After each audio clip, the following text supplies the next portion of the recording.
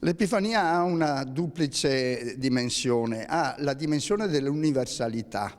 In questi magi, secondo la tradizione tre, ma il Vangelo dice alcuni, possono essere anche di più, abbiamo la presenza di persone che vengono al di fuori del popolo di Israele, che cercano il re dei giudei che è nato, e quindi è una dimensione, diciamo, planetaria che ci porta anche nella raffigurazione stessa dei magi, che vanno o secondo l'età, un giovane, età media, un anziano, o secondo il colore dell'appartenenza che noi sappiamo, quello nero, quello giallo, quello bianco, ma che indica una partecipazione di tutti i popoli. Si chiama la festa dei popoli, che anche celebrerò in cattedrale in modo ridotto quest'anno come l'anno scorso.